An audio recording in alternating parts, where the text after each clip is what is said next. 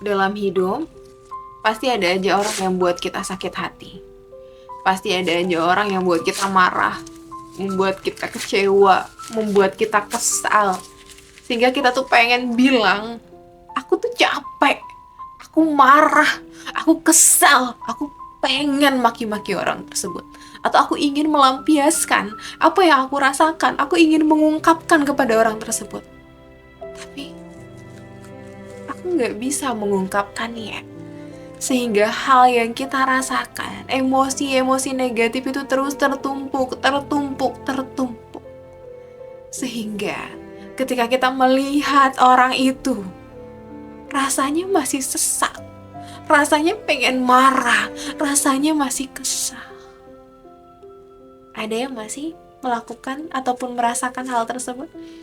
Kalau kamu masih merasakan hal tersebut, yuk kita belajar bagaimana caranya kita untuk merilis emosi-emosi negatif yang ada di diri kita.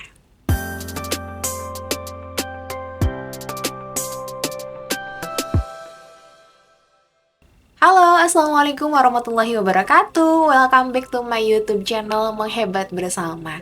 Guys, kamu gimana kabarnya hari ini? Semoga sehat selalu, bahagia terus, dimudahkan juga urusannya kamu, dimudahkan juga rezekinya kamu.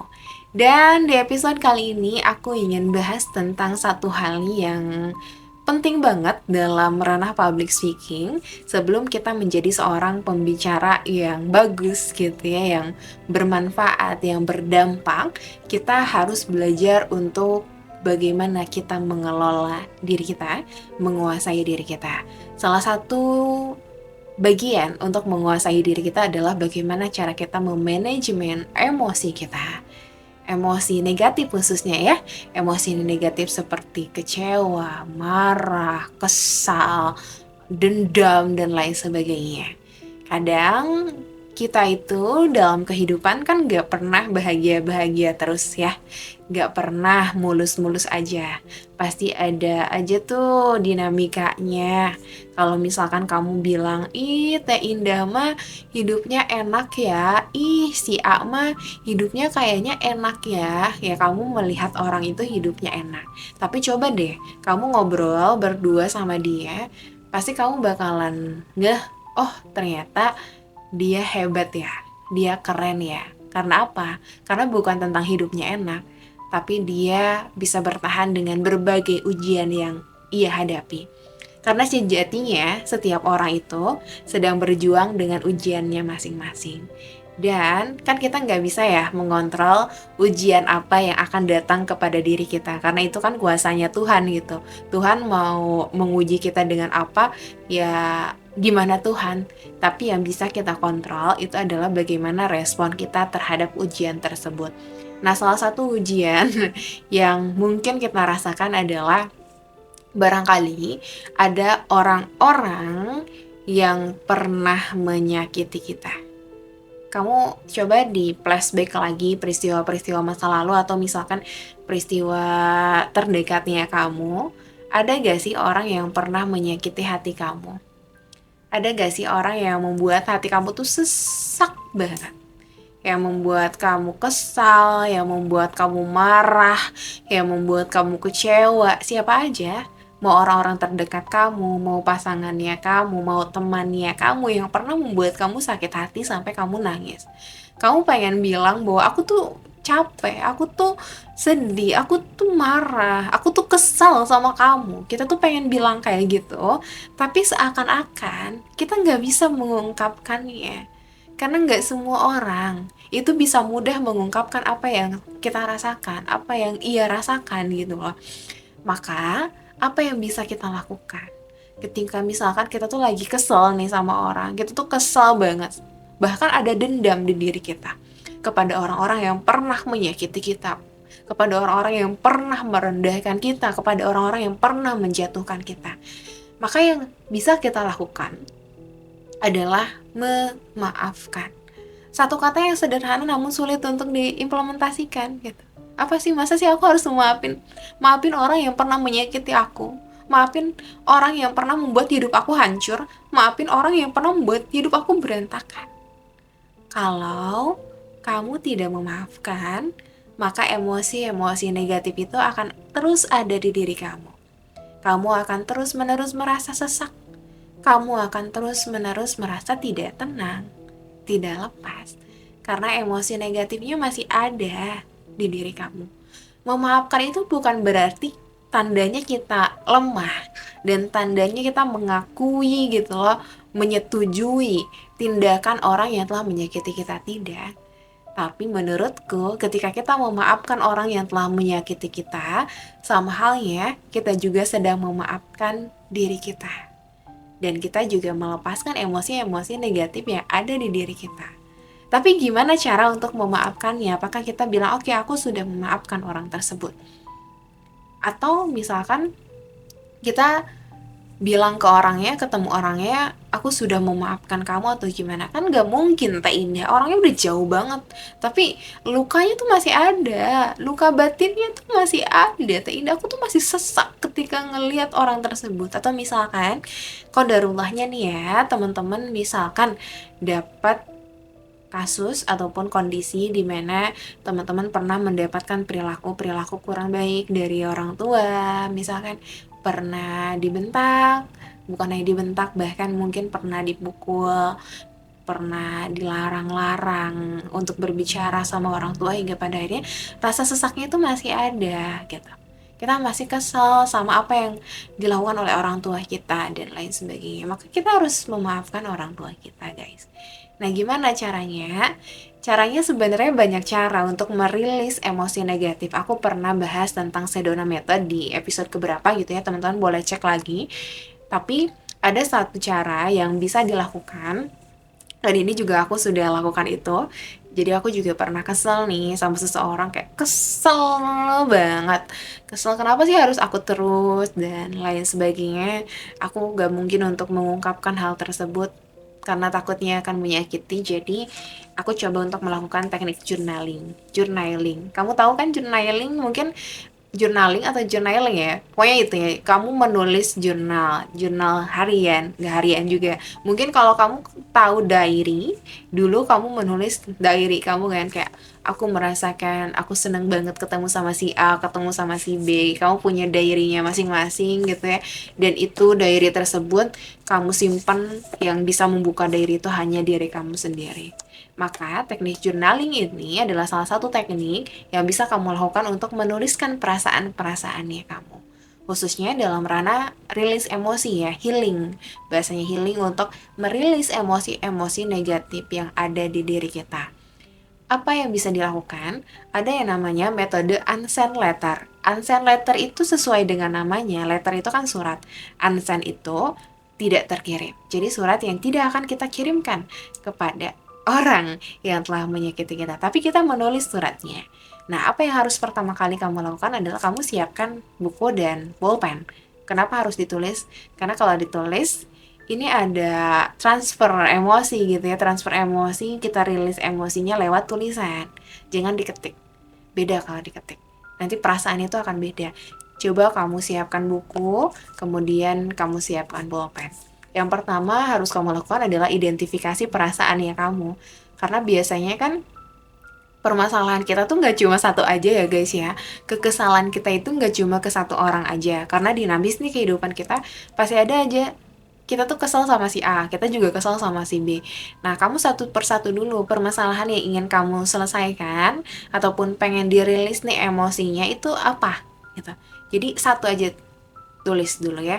Misalkan aku tuh kesel nih sama, misalkan dulu ke orang tua aku pernah ngebentak, pernah mukul aku dan lain sebagainya. Maka kamu tulis aja di buku kamu, dear, ya biasanya itu kan, untuk orang tuaku gitu. Untuk mamah papaku atau untuk mamah bapak. Kamu tulis. Apa yang kamu tulis perasaannya kamu waktu itu, kemudian apa yang kamu rasakan secara fisik ya. Apakah tubuh kamu bergetar, atau kamu tiba-tiba detak jantungnya tuh berdegup kencang, atau gimana. Jadi kamu flashback lagi peristiwa di masa lalu yang pernah menyakiti hati kamu. Misalkan, teruntuk orang tuaku, mama, bapak. Ma, pa, aku merasa sedih ketika dulu aku sering banget dibentak. Aku merasa sakit hati ketika dulu aku sering dipukul. Aku nggak pernah ditanya perasaannya. Aku selalu dibandingkan dengan orang lain. Aku merasa sakit hati dan rasanya masih ada sampai sekarang. Aku ketika mendengar bentakan atau bahkan nada tinggi, aku merasa ketakutan sampai sekarang. Jantungku berdegup kencang kayak gitu. Jadi kamu tulis aja perasaan kamu. Teh, aku nggak bisa nulis, atau misalkan teh, aku ketika nulis tubuhku gemeteran ya teh, aku pengen nangis, gak apa nangis aja. Jadi emosinya diterima, diakui dulu ya, jangan pernah denial. Kalau mau nangis teh aku nggak bisa nulis, atau kayak aku nggak sanggup untuk nulis, kamu nulis aja. Misalkan aku merasa kesal aja juga nggak apa-apa, nggak perlu nulisnya panjang banget, nggak perlu. Tapi kamu tulis aja perasaannya kamu. Ingat lagi perasaannya kamu ngerasain apa, kamu ngerasa kesal kah, kamu ngerasa marah kah, kemudian apa sih secara fisik nih yang kamu rasakan, degup ini ya kencang gitu ya, jantungnya berdegup kencang, atau kamu gemeteran, tiba-tiba muka kamu memerah, atau misalkan tangan kamu tiba-tiba mengepal, kamu pengen nonjok juga misalkan kayak gitu. Jadi kamu ceritakan juga, kemudian kamu sampaikan juga apa sih, kamu tuliskan ya, apa sih yang kamu dapatkan hikmahnya dari peristiwa itu. Dari peristiwa tersebut ternyata aku belajar bahwa bentakan itu bukan cara terbaik untuk mendidik anak. Bentakan sering membuat trauma kepada anak. Tegas, tidak perlu membentak. Dan aku belajar bahwa hal tersebut adalah hal yang kurang baik, dan aku tidak akan melakukan itu kepada anakku atau bahkan orang-orang yang ada di sekitarku. Aku sudah memaafkan mama dan bapak. Kayak gitu. Jadi kamu tulis apa perasaannya kamu, kemudian kamu tulis juga bagaimana yang kamu rasakan secara fisik, kemudian kamu ambil hikmahnya tuh apa, dan kamu coba tuliskan aku memaafkan mama dan bapak, misalkan, atau memaafkan siapapun itu. Setelah itu, apakah tulisannya itu hanya disimpan di buku saja? Enggak. Kalau diary kan kita tulis aja ya gitu kan, tulis diary kita gitu dalam buku diary, terus kita baca lagi. Kalau kita baca lagi, itu bisa bisa aja kita baca lagi dalam pikiran yang udah jernih, kita akan berpikir, oh ternyata emang hikmahnya ini ya. Tapi aku sarankan ketika misalkan kamu ada emosi-emosi negatif, untuk merilis emosi tersebut jangan sampai disimpan di buku, tapi kamu coba robek gitu.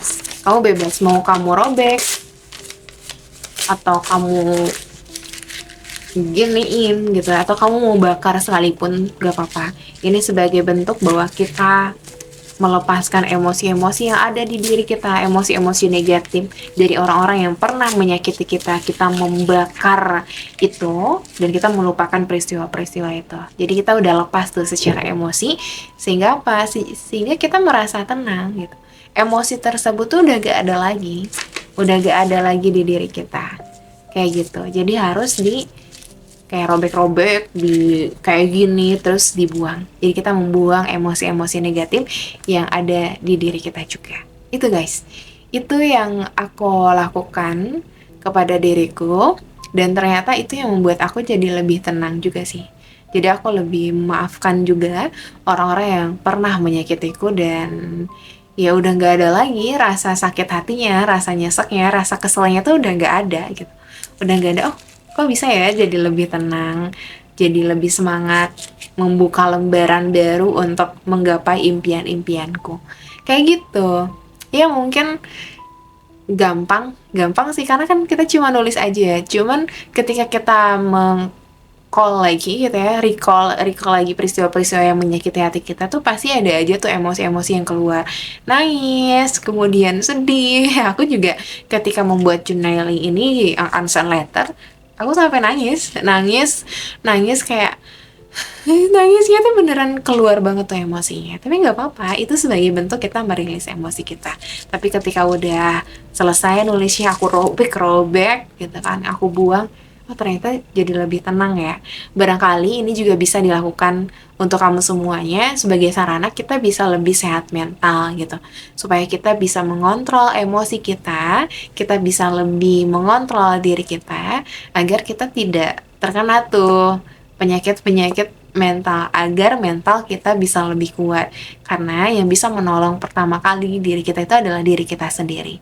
Maka coba untuk sering menulis apa yang kamu rasakan ketika kamu merasa sedih, kecewa, sakit hati, atau bahkan ketika kamu merasa sakit hati oleh seseorang. Kayak gitu. Itu ya guys ya. Gampang kan ya? Semoga ini membantu kamu. Semoga ini juga bermanfaat dan bisa menolong kita semuanya. Dan jangan lupa untuk kamu semua yang belum subscribe, boleh bantu subscribe video ini. Semoga kamu selalu ditolong oleh Allah Subhanahu wa taala, oleh Tuhan yang Maha Esa, dan juga semoga Tuhan memudahkan setiap urusannya kita. Jangan pernah berharap hidup kita akan selalu indah. Tapi selagi ada Tuhan, insya Allah pasti akan dipermudah. Karena dunia ini memang tempat lelah. Kalau mau istirahat, ya istirahatnya di surga. Kita. Mari terus berjuang, mari terus menebarkan kebermanfaatan. Terima kasih. Sampai jumpa di episode berikutnya. Dadah.